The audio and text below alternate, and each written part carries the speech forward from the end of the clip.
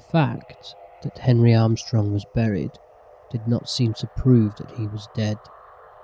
He had always been a hard man to convince. That he was really buried, the testimony of his senses compelled him to admit. His posture, flat upon his back, with his hands crossed on his stomach and tied with something that he easily broke without profitably altering the situation, the strict confinement of his entire person, the black darkness and profound silence, made a body of evidence impossible to controvert, and he accepted it without cavil. But dead? No. He was only very, very ill. He had, withal, the invalid's apathy, and did not greatly concern himself about the uncommon fate that had been allotted to him. No philosopher was he, just a plain, commonplace person, gifted, for the time being, with a pathological indifference. The organ that he feared consequences with was torpid. So, with no particular apprehension for his immediate future, he fell asleep, and all was peace with Henry Armstrong. But something was going on overhead. It was a dark summer night, shot through with infrequent shimmers of lightning, silently firing a cloud lying low in the west and portending a storm. There, brief, stammering illuminations brought out with ghastly distinctness the monuments and headstones of the cemetery, and seemed to set them dancing.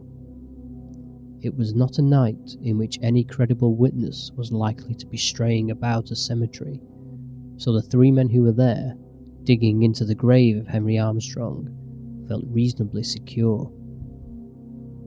Two of them were young students from a medical college a few miles away. The third was a gigantic man known as Jess. For many years, Jess had been employed about the cemetery as a man of all work, and it was his favourite pleasantry that he knew every soul in the place. From the nature of what he was now doing, it was inferable that the place was not so populous as its register may have shown it to be. Outside the wall, at the part of the grounds farthest from the public road, were a horse and a light wagon, waiting. The work of excavation was not difficult.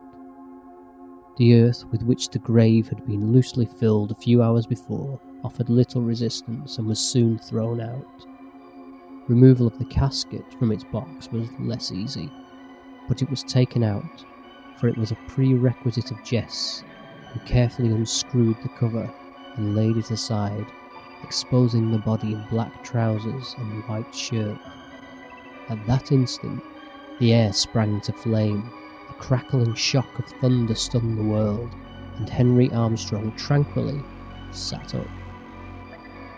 With inarticulate cries, the men fled in terror, each in a different direction, for nothing on earth could two of them have been persuaded to return.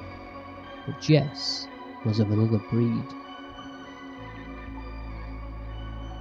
In the grey of the morning, the two students, pallid and haggard from anxiety, and with the terror of their adventure still beating tumultuously in their blood, met at the college. "You saw it," cried one. "God, yes. What are we to do?" They went around to the rear of the building, where they saw a horse attached to a light wagon, hitched to a gatepost near the door of the dissecting room. Mechanically, they entered the room. On a bench, in the obscurity, sat Jess. He rose, grinning, all eyes and teeth. "I'm waiting for my pay," he said.